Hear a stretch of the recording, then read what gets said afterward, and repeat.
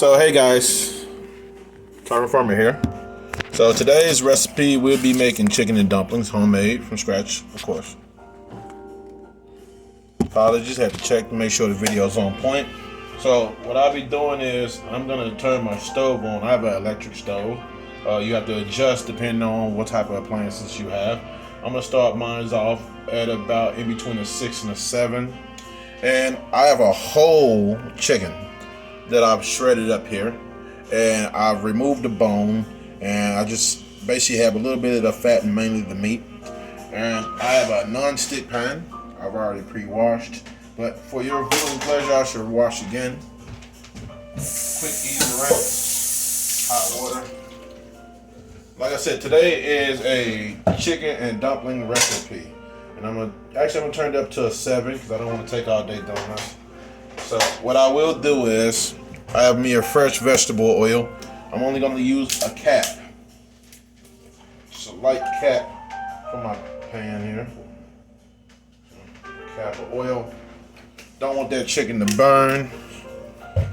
Hopefully it's not too dark, so I'm going to turn some light on here.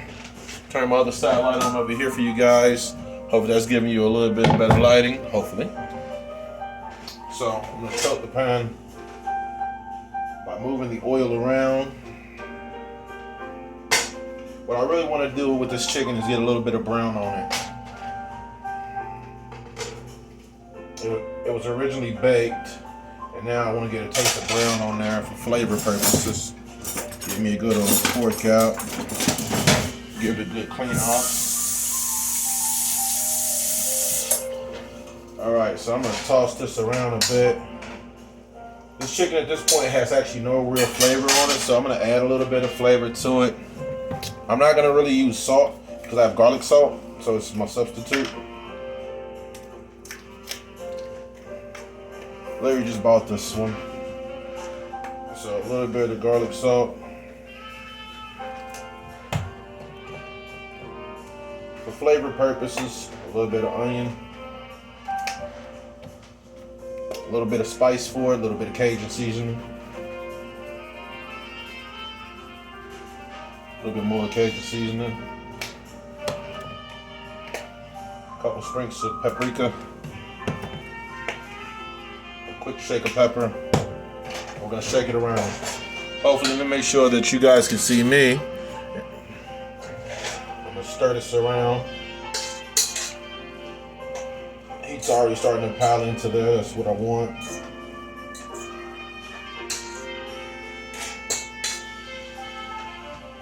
Oh yeah, all that up in there.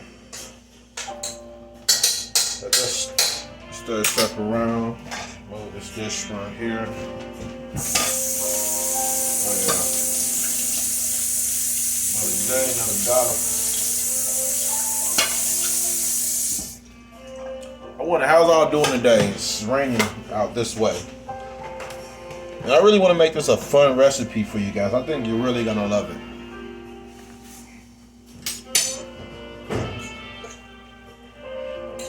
Stir.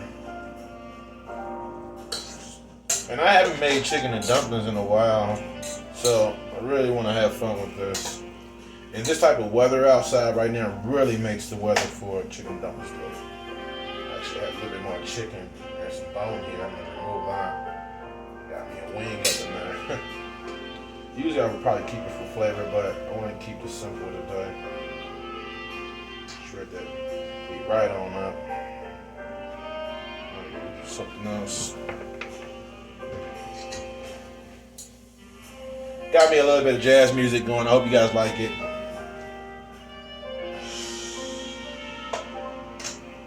Oh yeah. Turned it up another notch slightly.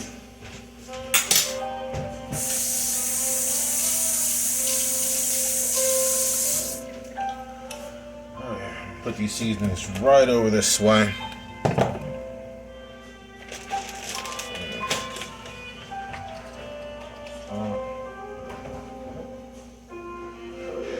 I want to show you guys what I'm talking about.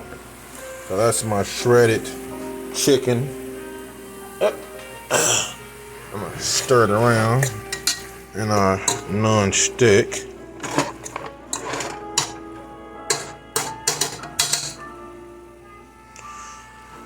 turn it up a little bit more, might on a higher heat. I want to get some browning on it, and some of that browning I'm going to use for my vegetables. And while that's going, I could do this in a separate pan, but I kind of prefer to keep everything in one for flavoring purposes, and it makes cleaning up way easier. If you have some really big chunks of meat, what you can do is get you another fork. Naturally, you know, rinse off real quick and shred. I like my meat to be nice and refined for the purpose of the chicken and dumplings. So basically you'll get a nice little bite of everything.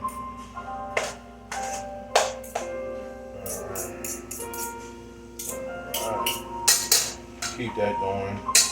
I can hear the simmer on it.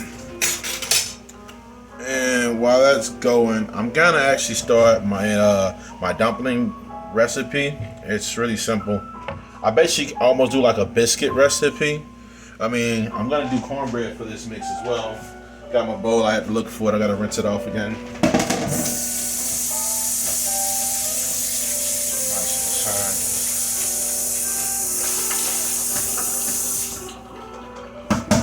So, gotta plug this microwave back in. Move these eggs out the way.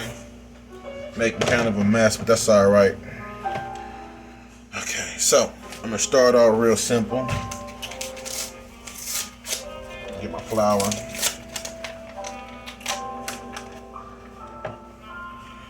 About, I would say 2 cups of flour.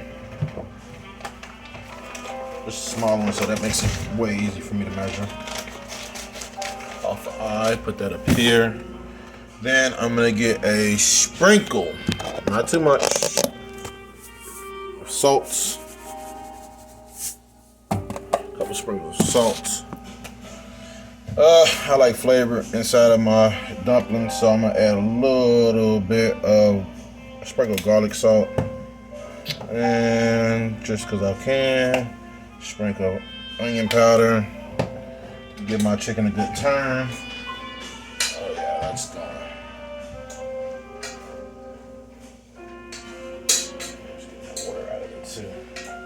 Any extra liquids. I just got a little bit of the chicken neck bone in there. I think that's gonna add a lot of flavor. So while it's going, multitasking. Roll my sleeves up a little bit. Crack me an egg. No yolk preferred. I mean, I'm sorry, no shell preferred. Right on there. Add me 1 more egg.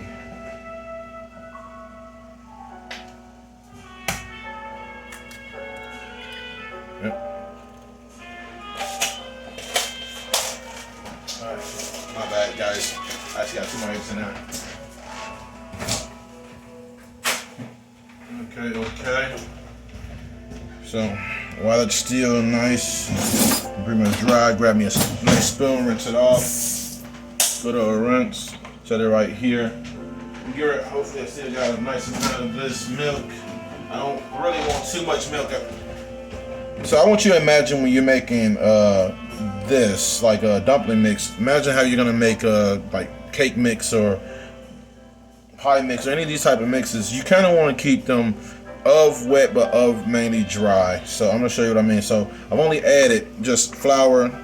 After I added the flour, I basically added a little sprinkle of salt, a couple other seasonings for flavor purposes. That's my thing. You can adjust as you go. And really I'm about to add a little bit of milk. So I have a cup here. Add me a little, rinse my cup off. Y'all might know I clean everything I touch, but that's big when it comes to cooking, guys. Granted, you know, for the do-it-yourselfers out there who've been cooking for a long time, you know this already. But for the first timers coming in, I'd rather be very instructive for you. So I'm gonna give me about, this is about an 8 ounce, I say, cup. So I'm gonna give about 4 ounces of milk. Not too wet, still kind of dry.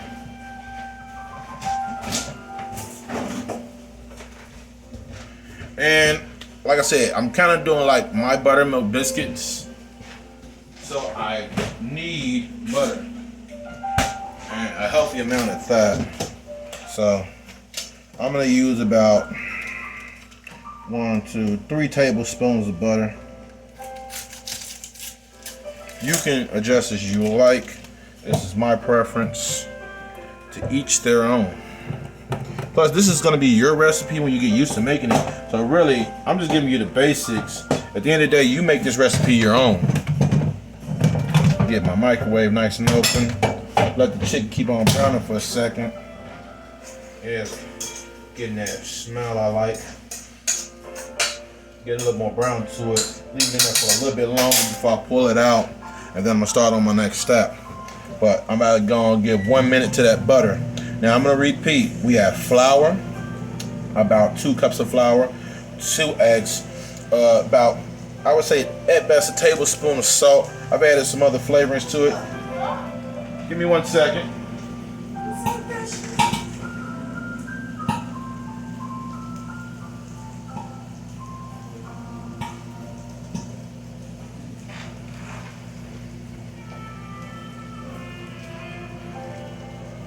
Alright.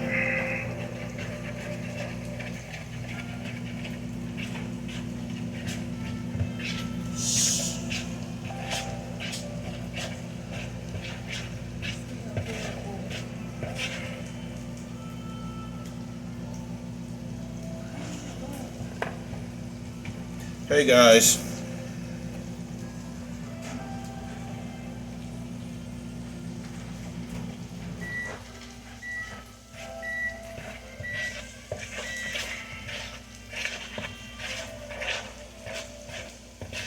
Yeah, now we're getting ready to add that butter.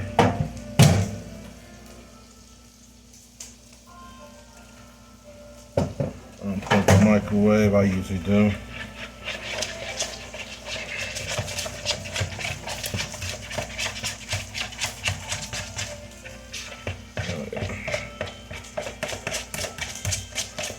Wet but not too wet.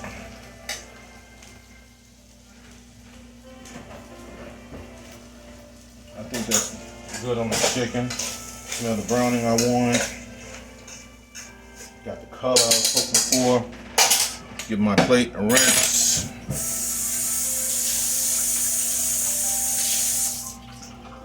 Alright. Now, step by step, we're going to go and grab our chicken out of here. Yeah, that's correct. Nice and straight.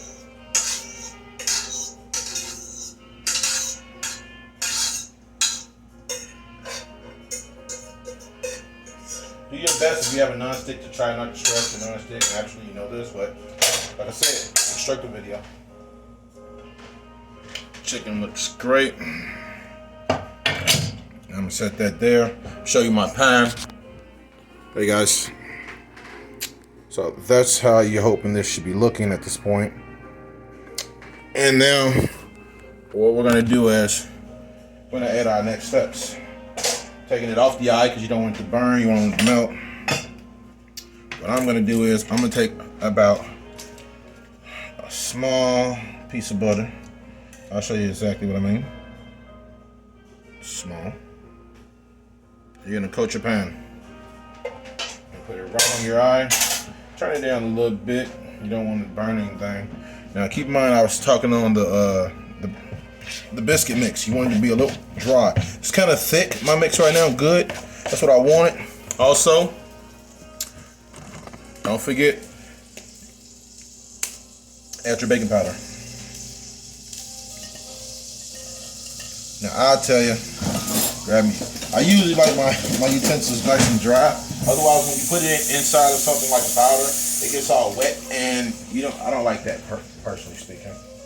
It's not a preference. But for this video, I want to show you how to. So it doesn't take a lot of baking powder. So there's about this much baking powder, about a good of a teaspoon. Recap. Put on up. Give it some good mixing. So, labor of love, I say, right? Labor of love. mix is starting to get that feel I want, and I'm gonna add some more flour to it for drying purposes. Now I'm about to get ready to add